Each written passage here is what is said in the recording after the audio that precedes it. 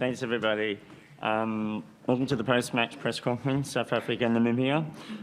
We have Rassie here along with Schalk Brits for this press conference. I'll start with Rassie and a quick question. How do you feel about the win tonight, following the game last week? Preparation's still going well? Yeah, I think obviously out of all the teams, without a doubt, we had last week the toughest pool game. I can say that from experience. So we needed to bounce back with a win. So we got the win and the 5 points. So that was important. It was awful looking at the table and seeing us have 0 league points or table points. So that's a positive. But then in the same breath, you could see Namibia was obviously targeting more the Canada game as a win. They were resting a few players. So by no means are we seeing that we're all done and all well done now. We are all realistic about where we are and what we still have to do. Let's take some questions. We've got one at the front here. Can you just grab a microphone, please? Rassie, Ashok Mohammed from Rugby News Service. In terms of the performance, were you satisfied? I know 9 tries looks good. There were some good tries scored, but did you get what you wanted to out of the game? Yes, I think so. It's difficult to explain to people how tough it is to handle in these conditions. It's always easy the first 20, 25 minutes. You can ask the players, the chat was before, and listen, the first 15, 20 minutes the ball's going to stick, and after that it's going to be almost impossible to handle the ball. And then it gets a little bit boring. And I guess you could see it even in the Island Japan game. I think the Japanese did really well because they used to these conditions to really handle the ball up until the end. So for us overall, I think a few boxes ticked. Certainly not a perfect performance. Certainly a lot of work still to do. But we're now in that crunch game, which we always knew even before the World Cup started. We always said there's going to be 4 really important games in the World Cup, and it's either going to be New Zealand, Italy, and then the 3 quarterfinal, semi-final, final games, and now it's Italy and the 3 playoff games. So yes, a lot of work ahead. Rassie, just a word on the back row and that combination, how it went tonight, and is it something you can persist with going forward? No, I don't think we will go into the big games with Schalk at 8. As I tried to explain to the guys, when you're going into a World Cup, you only can take 31 players there, and to make sure that all 3 hookers stay fresh, involved, up to speed, fit, match fit, contact fit, wrestle fit, those kind of fitness is tough to do when you have only so much games and you have to manage everybody. If you now can think only after 2 games, Malcolm has a good chunk of rugby, Bongi has a good chunk of rugby, and Schalk had a good chunk of rugby, So that's a positive of having a guy that's so versatile like Schalk. If we do get an injury and Schalk has to start in say against Italy or in a quarterfinal, it wouldn't be like he hasn't played for a while. Same with Bongi and the same with Malcolm. So that was when we selected the World Cup squad. That was always the thinking behind that. So I guess if we really do get injuries, we can always draft some of the loose forwards who's on standby, like Reinhard Elstad and those guys in. But this was purely just to make sure that the big boy stays match fit and right in the mix.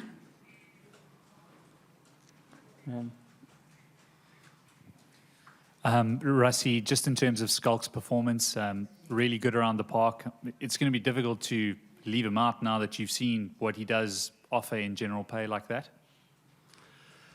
I know him for 20 years, so tonight wasn't a surprise for me what he brought to the party. And that's not just with his game, that's with his leadership. And it's tough when you're a group of 31 players and 23 plays the first 1 or 2 big games, and the other boys are just being opposition, bumping bags and trying to be positive all the time, and then it's a typical character like him, and I don't want to really boost him too much, but in terms of what he brings to the party in that regard, he's a wonderful player, he's a great hooker, great loose forward, but to keep the other boys positive in terms of being here in the biggest squad. I mean, that is just unbelievable what he does there. And again tonight, to get these boys up for a game like this and to perform like that. I know it wasn't a wonderful performance, but it was a solid performance. I think it was the first 50-pointer in the World Cup, you know, so that's not too bad. And yes, I'm pretty sure he's going to play a vital role if we go all the way in this World Cup for us. We'll take one over here first. Yeah. I have one question in Japanese, okay? そうです。今日日本がアイルランドに試合勝ちまして、準々決勝ので、南アフリカとまた対戦する可能性が出てきました。それについてのコメントと、あと日本のパフォーマンスについてのコメントをいただけますでしょうか。Yeah, I think if you went and listened to my comments right after we played Japan, I said you guys can be really proud, first of all, of how you're hosting the World Cup. I think you can be proud of the way your stadiums look, your facilities look, the way you support us at training sessions, at the matches, the way everything is organized. But then you can also be really proud of your team. We played against your team, and I think we beat them 41. I don't know, 14 or 7 or whatever the score might be. And I said it wasn't a true reflection of the game because, and I think if you go and listen to the recording, what I said if we manage to get through to the quarterfinals, I'm pretty sure we might play Japan in the quarterfinals. So, and then I think a week ago I said if we manage to beat Italy, and I think if Ireland managed to beat Japan, then we might meet Ireland. But both of us still has to get past those hurdles. And now Ireland didn't, and we still have to play Italy. So I always knew that Japan was a realistic contender for going to quarterfinals. So if they beat Scotland now, they can enter the top of the pool. And if we manage to beat Italy, then that's a realistic option, and it's almost a bit of a scary option. Right, I'll take one over here at the front. Yeah. Skulk, how did you feel out there today, captaining your country just a year after being retired? It was, firstly, it's an unbelievable honour to be part of this group. To captain your side was a dream come true in the World Cup. But it was, the players made it made it very easy on the pitch. Rassi had a set structure and plan that he wanted to execute in the game. Some of us hasn't played in 5 or 6 weeks, so it was a great way to get onto the pitch.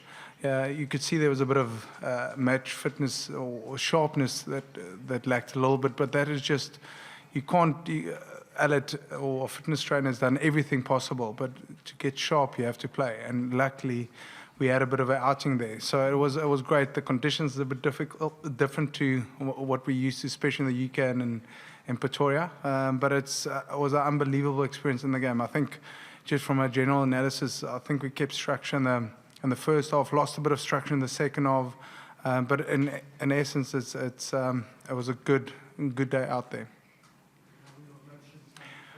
Oh, it's quite emotional for me, 38, being involved there, leading your country. But saying that, it's once again, it's when you get onto that pitch, you try just to focus on the next task, strategically getting some messages through from Rassi, how and what we want to do on the pitch. So we've got Jacques Nienaber that help us a lot, and we try to execute that on the field. So emotionally, I'll probably have a beer tonight and think about it and share the moment with my team. But it's special. Even people don't always think about that way, but even just to be part of the squad is emotional and an honor. And for me, if I'm playing or holding bags, it is whatever I can do for my country and for this team to make it better and give us a chance to win this World Cup. Okay, we're going to take one here, and then we'll have a couple down the back. So just there. Thank you. Thanks, Rassi. If I can go back to talk about the conditions, a few of the other coaches have said the same thing. Is that going to play a bigger factor, do you think, later in the tournament? And does it perhaps change your thinking, now that you're in it and you've played 2 matches, about how you might structure your game? I think after the pool games, according to what players who's played here before and some of the coaches who's coached here before in Japan has told me, there's a sudden change, a little bit in 2 or 3 weeks' time. Not so much in the temperature, but the humidity changes quite quickly. And I think then handling the ball gets a little bit easier. And again, if you recall what we said 2 or 3 weeks ago, I think there might be 1 or 2 upsets in the pool stages. But I think when it gets to quarterfinals, semi-final, finals, I think then the best teams probably will win, because I think that humidity factor wouldn't play such a big role. And I think a classic example were probably today in Ireland, Japan, just because the way Japan are used to this and the way they handle the ball, because Ireland are a team that actually love to keep ball in hand. Although they do have a great kicking game, I just thought I watched that game right till the end. I only went to the warm-up after that game was finished with our team. So yes, it definitely changes your approach. It's not just the ball that's wet, it's your arms that's wet, it's your jersey that's wet. Half time the guys change the jersey, but within 5 minutes everything is just soaking and slippery again. So everything is, even a maul, when you maul in a line out to transfer the ball from the jumper to the back of the maul, that's different. So it's difficult to adapt, and I don't think you will adapt in the next week or two, and then all of a sudden it probably will go away. So it's tough for everybody. Then we have a question down the back. スカルク選手に聞きます。前半はナンバー8でボールキャリーをして、後半はスクラムを組んでラインアウトでボールを投げて、すごく走り回っていたのが印象的だったんですけども、38歳という年齢であれだけ動ける秘訣は何なんでしょうか。A wife that pushes me very hard and a coach that pushes me hard. No, it's just I'm lucky that I've got coaches that manage, and a fitness trainer that manage me quite well. I can't do what a 25 or 24-year-old player does during the week, and luckily they manage me from an off-feet perspective. But for me, it's phenomenal just to be on the pitch. If I can play, well, I can't play lock, I'm too short for that. But in any way, I'll probably push for centre next time. But yeah, it's fantastic just to be part of a great squad. No, I know we had a question just... follow-up question? Let's just take a question at the front here first. Yep, because this gentleman's been asking for a while. Thank you. Rassi, people suggest with games like this, there's no gain, because if you win by big, as was expected, you don't win by big, it's disappointing. Do you buy into that theory? And if no, what exactly did you gain from tonight? I think, first of all, it's a World Cup. It's there for all the teams in the world that qualify to compete. Namibia is our neighbours. World Rugby has put a lot of time and effort to make Tier 2 teams competitive. In 10 or 15 years ago, Namibia got 100 points in the World Cup. There was a lot of big scores. Japan got 100 points in 1995 when the World Cup was in South Africa. So there's a definite improvement in Tier 2 teams. As you see, Japan are beating us and teams like Ireland now. So we've got a responsibility to play these games as hard as we can to make teams like Namibia see where they are and they realize where they are and where they must improve. And then obviously, I can still tell you, our boys are sore. It's our neighbours that we played against. They speak the same language as us. They know our players. They play in some of the local Varsity Cup rugby, some Currie Cup rugby against us. They know our players well. So they really came for us physically really hard. So we might not have tactically been really hard challenged in this game, but physically we were challenged. So yes, I guess a lot of people will point fingers and say there wasn't a great performance. But for us, then at least it was a physical challenge. And some guys got match fitness, and now we've got some log points out of this, and now we are a little bit better prepared for the Italy test match. So we just have time for 2 more questions. This gentleman at the front here. Yep, the microphone's in. Rassi, just your thoughts on Frans Steyn, his performance he's been out for a while, and Warwick Galant. Yeah, it's always difficult to sit here without really sitting down and analysing for a couple of hours every single player's individual things, because sometimes you just see a last pass or just see a try-scoring opportunity, but you don't go and look, how was his breakdown work, how was his high ball, how was his passing. So there's so many different things that one has to analyse. But I think overall, if you look at the physicality France then brought, I thought 1 or 2 runs here down the blind side, 1 or 2 clearance kicks he brought. Wasn't too bad, so I thought, and then he played a full 80 for the first time, and he started for the first time since 2012, so that was good. And then I thought Warwick was definitely very elusive. There were 1 or 2 opportunities where he scored a try himself, and he made 1 or 2 tries. But early in the game, there was 1 or 2 opportunities where he could have put guys away. But you can put that down to rustiness and not really playing a lot in the last couple of. He only played against Australia, and then a little bit later against Argentina. So all of them massive talents. And yes, I guess whenever we do get an injury, Warwick would be a guy I'll back any single time. But we do have guys like Cheslin and Villy and those guys who's currently in the saddle when it comes to first choice or in the match 23. And then a guy like Frans Steyn, yes, there's some good decisions to be made now in the next week or so. Who's covering 12, reserve, Elton, who's the backup 15, who's the backup 10. I'll have to make some thinking with the selectors. There's some good options there. And we don't have a lot of injuries, and Jesse's also fit. So I'm not into a bad position in terms of squad depth. But to be honest, I'll have to analyze the video more proper to give you a decent answer. Okay, unfortunately, we're going to have one time for one more question. I think the gentleman down the back had one. 最後にキャプテンにピッチ見てるとあなたの赤い可愛らしいヘッドキャップがどこに走ってるかすぐ見えるんですけど、なんかこだわりはあるんですか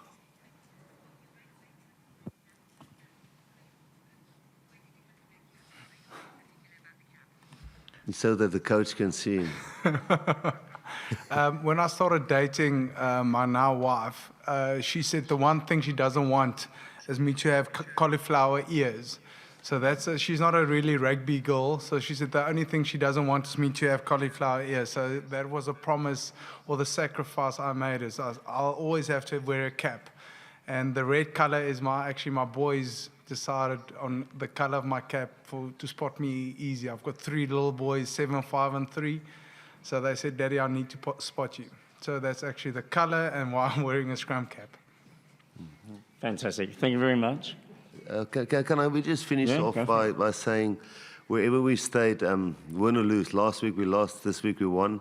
We just want to thank all the cities, the training facilities, all the Japanese people, the liaison officers, the supporters, all the staff so far. It's been a wonderful World Cup, and we've enjoyed it. Everything's been organized perfect, and it's been one of the best experiences so far of our life, and we just want to thank you for that. Thank you. Thanks to Rusty and Scott. That's a Thank great you so way to much, win. guys. So thank you very much for that. And we'll let the guys go now, and the mix zone will open up straight away. So head on down there for the teams to come through. Thanks very much. Thank you. Thank you.